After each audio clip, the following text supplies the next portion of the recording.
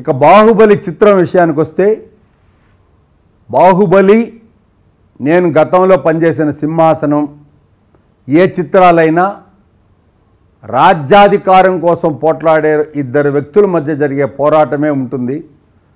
Basic story line అదే ఉంటుంది.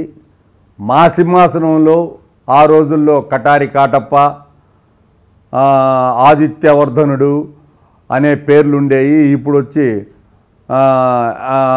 వచ్చిన పేర్లు కానీ, కాటప్ప అనే పాత్ర కానీ, అవి కానీ అవన్నీ కూడా ఉంటాయి. మేము సింహాసనం కేవలం 30 రోజుల్లో తీసాము. ఓన్లీ 30 రోజుల్లో అంత వైభవాత్మకమైన సినిమా, ఆ రోజుల్లో ఒక ప్రపంచం సృష్టించిన చిత్రానికి నేను పనిచేయడం కూడా నా అదృష్టంగా భావించాను. ఆ రోజుల్లో కృష్ణ గారు అయితే ఏమి, పద్మాల స్టూడియో అయితే ఏమి, ఆ చిత్రం 32 డేస్ షూటింగ్ చేసి ఒక గొప్ప సినీ వైభవాన్ని భారత చలనచిత్ర రంగంలోనే 32 రోజుల్లో నిర్మించి, అంత గొప్ప చిత్రాన్ని నిర్మించి దాంట్లో పాటలు అయితే ఏమి, సన్నివేశాలు అయితే ఏమి అన్నీ కూడా కీర్తిశేషులు మహారథి గారి డైలాగులు అయితే ఏమి ఎంతో బాగుంటాయి. కంచుకోటకి మహారథి గారు పనిచేశారు. మహారథి గారి డైలాగులో ఒక పంచి ఉంటుంది, ఆయన డైలాగులో ఒక ఇది ఉంటుంది.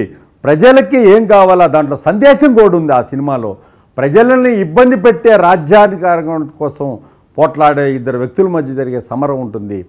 ఈ రాజమౌళి సినిమా మొదటి భాగం 2 భాగాలు అని ఏం లేవు, కానీ ఇది లెంగ్త్ ఎక్కువైపోయి 2 భాగాలుగా రిలీజ్ చేస్తున్నట్లు నాకు అర్థమయ్యేది. ఏంటంటే యాక్చువల్గా ఒరిజినల్ వర్షన్ ప్రకారం కాటప్పని బాహుబలి పడవడమే ఫస్ట్ హాఫ్లో ఇంటర్వెల్ అని నేను అనుకుంటున్నాను.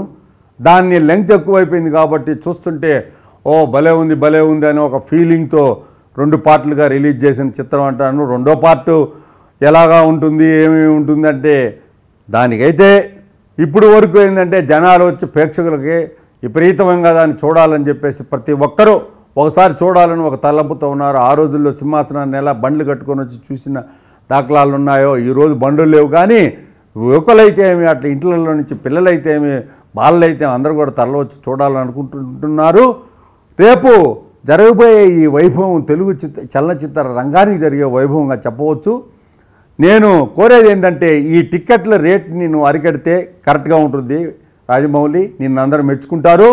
నువ్వు దోపిడీ చేస్తున్నావు అనే విధానం ప్రజలకి సంకేతం వెళ్ళిపోయింది కాబట్టి ఈ దోపిడీ విధానానికి నువ్వు ఫుల్ స్టాప్ పెట్టవలసిందిగా నేను కోరుతున్నాను.